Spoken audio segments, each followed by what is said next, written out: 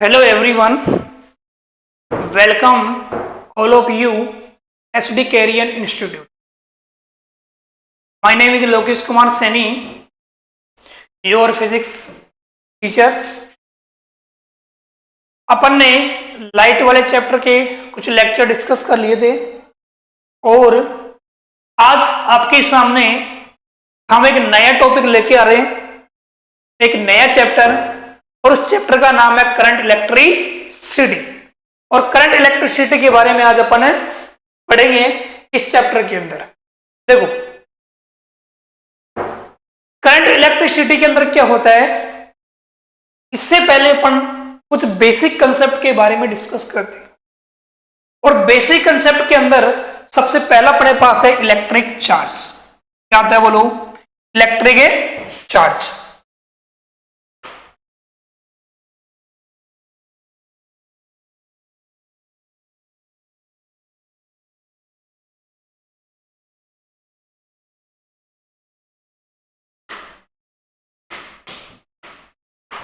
अपन electric charge, electric charge के बारे में डिस्कस करते हैं। और जिसको अपन रिप्रेजेंट करते हैं किससे बोलो? क्यू से। किससे रिप्रेजेंट कर रहे हैं? क्यू से अपन इसको रिप्रेजेंट कर रहे हैं। सबसे पहला यही है कि इलेक्ट्रिक चार्ज क्या होता है, क्योंकि अपन करंट इलेक्ट्रिसिटी वाला चैप्टर है, तो उस करंट इलेक्ट्रिसिटी के अंदर मेन रोल किसका रहेगा बोलो? इलेक्ट्रिक चार्ज का मेन रोल रहेगा। देखो, इलेक्ट्रिक चार्ज है क्या? जैसे कि मैंने कई बार अपने एक डिफरेंट टाइप के एग्जांपल देखे होंगे कि अपने जैसे सर्दियों में अपन हाथ को अपने रब करते हैं। जब अपने हाथ को रब करते हैं तो देखते हैं कि अपने हाथ में क्या होती है, हीट जनरेट हो जाती है। हाथ अपने क्या हो जाते हैं, गर्म हो जाते हैं। ये गर्म किसकी वजह से हुआ? क्योंकि यहां पर इलेक्ट्रिक चार्ज जनरेट हो गई। क्या जनरेट हो गई बोलो? Electric charge. आसमान में जो बिजली कड़कती है बारिश के दिनों में, ठीक है ना, या नॉर्मली कभी भी मान लो, जो बिजली कड़कती है वो किसकी वजह से होती है? By electric charge. किस वजह से होते हैं बोलो? By electric charge. तो इलेक्ट्रिक चार्ज एक फिजिकल क्वांटिटी होती है, ठीक है। और फिजिकल क्वांटिटी का मतलब ये हुआ कि इसकी वैल्यू आप कैलकुलेट कर सकते हैं। ये किसी ऑब्जेक्ट के साथ जिसके पास मास है, उस ऑब्जेक्ट के साथ क्या करती है, ये रहती है, ठीक है। जैसे कि किसी ऑब्जेक्ट के साथ क्या रहेगी, ये प्रॉपर्टी होती है किसी ऑब्जेक्ट की, और इस प्रॉपर्टी की वजह से ही इलेक्ट्रिक इफेक्ट और मैग्नेटिक इफेक्ट क्या होते हैं, जनरेट होते हैं। इलेक्ट्रिक इफेक्ट और मैग्नेटिक इफेक्ट क्या होते हैं, जनरेट होते हैं। तो electric charge is physical quantity due to which electric effect and magnetic effect are generated. अब देखो, इलेक्ट्रिक चार्ज की तीन कंडीशन हो सकती है। कितनी कंडीशन हो सकती है बोलो? तीन कंडीशन होती है इलेक्ट्रिक चार्ज। तीन कंडीशन क्या होगी बोलो? जब ये इलेक्ट्रिक चार्ज किस में हो? रेस्ट में हो। किस में हो इलेक्ट्रिक चार्ज बोलो? रेस्ट का मतलब ये हुआ कि इसकी जो वेलोसिटी है इक्वल टू क्या रहेगा बोलो? क्या रहेगा? जब जीरो है तो यहां देखो, तब इसकी वजह से आते हैं इलेक्ट्रिक इफेक्ट। क्या आते हैं? Electric effect. और इलेक्ट्रिक इफेक्ट का मतलब जैसे इलेक्ट्रिक फील्ड आ गया, इलेक्ट्रिक पोटेंशियल आ गया, ठीक है ना। अगला देखो, जब ये चार्ज किस में आएगा? मोशन में आएगा। किस में आएगा बोलो? मोशन में। That is V not equal to zero. V not equal to zero. तब इसकी वजह से कुछ मैग्नेटिक इफेक्ट भी जनरेट होते हैं, इलेक्ट्रिक इफेक्ट भी क्या होते हैं, जनरेट होते हैं। जब चार्ज मोशन स्टेट के अंदर आएगा, किस में आएगा? मोशन स्टेट के अंदर आएगा। चार्ज एक पॉइंट से जब दूसरे पॉइंट के ऊपर क्या कर रहा हो, जा रहा हो, एक पॉइंट से दूसरे पॉइंट के ऊपर अगर जा रहा हो, ठीक है ना, किसी भी सर्किट के अंदर अगर फ्लो हो रहा हो, मूविंग कर रहा हो, तो वहां पर जनरेट होता है इलेक्ट्रिक करंट। क्या होता है बोलो? अब जैसे देखो, मैंने कोई भी एक कंडक्टिंग वायर ले लिया। क्या ले लिया मैंने? एक कंडक्टिंग वायर ले लिया। ये मैंने कंडक्टिंग वायर ले लिया, ठीक है। और इस वायर की लेंथ मैंने कितनी मान ली? L। कितनी मान ली मैंने, बोलो वायर की लेंथ L। इस वायर की लेंथ अपने L मान ली, तो इसका क्रॉस सेक्शन एरिया मैंने कितना मान लिया, A। क्या मान लिया, क्रॉस सेक्शन एरिया A, और इसका क्रॉस सेक्शन एरिया भी कितना बनेगा, बोलो A। क्रॉस सेक्शन एरिया कितना मान लिया मैंने, A, और A मेरे पास L इसकी क्या हो गई, लेंथ। तो देखो A अपने पास क्या बोलो, क्रॉस सेक्शन एरिया, क्या बोलो, क्रॉस सेक्शन एरिया। L मेरे पास क्या बोलो, लेंथ ऑफ कंडक्टिंग वायर या लेंथ ऑफ कंडक्टर। अब देखो मैंने क्या किया, इसका एक स्मॉल एरिया ले लिया, क्या ले लिया, एक स्मॉल एरिया, और मैंने ये स्मॉल एरिया ये वाला ले लिया, ये मैंने एक स्मॉल एरिया ले लिया, और इस स्मॉल एरिया की वैल्यू मैंने कितनी मान ली, ds। कितनी मान ली, बोलो ds। अब देखो इलेक्ट्रिक चार्ज यहां से भी फ्लो करेंगे, सपोज इलेक्ट्रिक चार्ज ऐसे जा रहे हैं, तो बोलो इस एरिया में से होकर इलेक्ट्रिक चार्ज भी मूव करेंगे। अब जरूरी नहीं कि पूरे के पूरे चार्ज मूव करे इस एरिया में से, इस एरिया में से कुछ इलेक्ट्रिक चार्ज क्या करते हैं, जाते हैं। यहां से इसका एरिया मैंने कितना ले लिया, ds। कितना ले लिया, बोलो ds। एरिया मैंने इसका मान लिया ds, और स्मॉल एरिया एलिमेंट मैंने लिया, इलेक्ट्रिक चार्ज की वैल्यू मैंने मान ली dq। कितनी मान ली, बोलो dq। टोटल चार्ज मैं मान रहा हूं q, टोटल चार्ज मैंने कितना मान लिया, q, और चार्ज की वैल्यू स्मॉल मैंने कितनी मान ली, बोलो dq।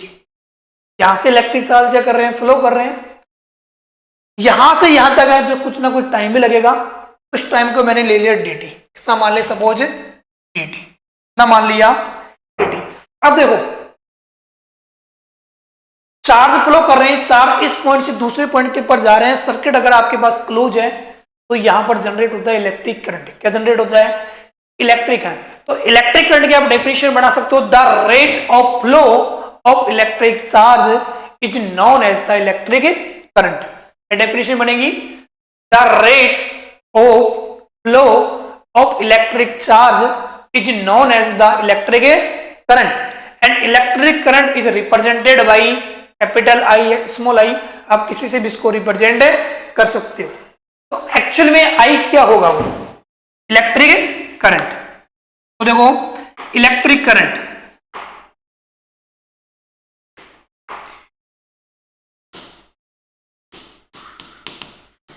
Electric current, electric current की अगर वैल्यू आप निकाल रहे हो तो इलेक्ट्रिक करंट को मैं रिप्रेजेंट कर रहा हूं I से। I इक्वल टू कितना बनेगा, बोलो Q अपॉन का T। क्या बनेगा, Q अपॉन का T। ये होगा इलेक्ट्रिक करंट की value. The rate of flow of electric charge is known as the electric current, और electric current is given by charge upon का टाइम। Q यहां पर क्या होता है, बोलो चार्ज। Q यहां पर होता है इलेक्ट्रिक चार्ज, इलेक्ट्रिक चार्ज। और आप जानते हो इलेक्ट्रिक चार्ज की जो SI यूनिट होती है वो होती है कूलम। क्या होती है, बोलो कूलम, जिसको अपन रिप्रेजेंट किया जाता है ओनली सिंपल C से। किससे रिप्रेजेंट किया जाएगा, C से। और आप जानते हो E की जो वैल्यू होती है, एक सिंगल चार्ज की जो वैल्यू होती है वो कितनी होती है, बोलो 1.6 इंटू 10⁻⁻19 कूलम। ये चार्ज की वैल्यू हुई। एक चार्ज की वैल्यू, ये बेस यूनिट होती है, और बेस यूनिट की वैल्यू कितनी होती है, 1.6 इंटू 10⁻⁻19 कूलम। T यहां पर होता है टाइम। T यहां पर क्या होता है, बोलो टाइम, और जिसको मेजरमेंट किया जाएगा ऑलवेज किसके अंदर, बोलो सेकंड के अंदर इसका मेजरमेंट किया जाएगा। अब देखो according to the quantisation law, according to the quantisation law, Q की जो वैल्यू होती है वो Q इक्वल टू होता है N into E। Q equal to क्या होता है, बोलो N इंटू E, और N यहां पर होता है number of electric charge, number of electric, ये होता है नंबर ऑफ इलेक्ट्रिक चार्ज। और नंबर ऑफ इलेक्ट्रिक चार्ज के अंदर इलेक्ट्रॉन भी हो सकते हैं, प्रोटॉन भी हो सकते हैं, ठीक है, जिसको मैं लिख सकता हूं, बोलो इलेक्ट्रॉन या इलेक्ट्रॉन अथवा प्रोटॉन। इलेक्ट्रॉन या प्रोटॉन या एनी अदर चार्जेस जो भी है, ठीक है ना, ये मेरे पास हो सकते हैं। टोटल नंबर ऑफ कितने अपने पास चार्ज फ्लो कर रहे हैं। अब इससे मेरे पास फाइनल फॉर्मूला आता है कि I equal to Q upon का T, और Q को मैं लिखूंगा NE अपॉन के लिखोगे आप बोलो T, NE अपॉन का T। I equal to Q upon का T equal to NE upon का T। T अपने पास टाइम है ही, N मेरे पास क्या है बोलो नंबर ऑफ इलेक्ट्रॉन है, और E मेरे पास क्या base unit of the electric charge, इसकी वैल्यू होती है 1.6 इंटू 10⁻⁹ अब देखो इसकी जो ऐसा यूनिट बनेगी करंट की वो होती है एम्पियर। क्या होती है बोलो एम्पियर। अब देखो आपको कोई क्वेश्चन दे दिया, क्वेश्चन ये है कि सपोज कोई भी एक कंडक्टिंग वायर है, उस कंडक्टिंग वायर के अंदर पर सेकंड अगर 1 कूलम चार्ज फ्लो कर रहे हैं, कितने चार्ज फ्लो कर रहे हैं बोलो 1 कूलम टोटल चार्ज है, ठीक है, तो नंबर ऑफ इलेक्ट्रॉन्स कितने होंगे। ठीक, कई बार आपको क्वेश्चन के अंदर n की वैल्यू गिवन होगी, E की वैल्यू ऑलरेडी आप जानते हो, और उस E की वैल्यू कितनी होती है बोलो E इक्वल टू 1.6 इंटू 10⁻⁹ ठीक है। क्वेश्चन में आपको सपोज दे दिया कि C की वैल्यू कितनी है बोलो 1 कूलम, कितनी है बोलो C इक्वल टू अपने पास आपके पास है 1 कूलम, या आप बोल सकते हो इसको Q की वैल्यू, Q की वैल्यू कितनी है बोलो 1 कूलम। जब Q की वैल्यू 1 कूलम है तो क्वेश्चन पूछेगा बोलो नंबर ऑफ इलेक्ट्रॉन्स की वैल्यू कितनी होगी। आपको क्वेश्चन में गिवन होगा टाइम 1 सेकंड हो सकता है, 2 सेकंड होता है, 3 सेकंड हो सकता है। सपोज फॉर एग्जांपल मैंने मान लिया T की वैल्यू कितनी है बोलो 1 सेकंड, कितनी मान ली बोलो 1 सेकंड। जब आप इसको सोल्व करोगे तो देखो अपने पास I equal to NE upon का T है, ठीक है, मेरे को E गिवन है, Q टोटल चार्ज गिवन है, N मेरे पास ये पूछा है, ठीक है, T सपोज 1 सेकंड मान लिया। तो सबसे पहले अपन को सोल्व करने के लिए क्या करना पड़ेगा, देखो सबसे पहले मेरे को निकालना पड़ेगा यहां पर नंबर ऑफ इलेक्ट्रॉन्स या नंबर ऑफ इलेक्ट्रिक चार्ज। आप कैसे निकालोगे, देखो इसकी वैल्यू फाइंड करने के लिए आप जानते हो Q इक्वल टू क्या होता है बोलो N इंटू E।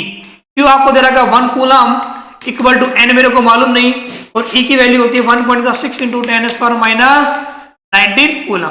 कूलम से कूलम कैंसिल हो जाएगा, तो N इक्वल टू मेरे पास आ गया 1 डिवाइड बाई 1.6 इंटू 10⁻⁹।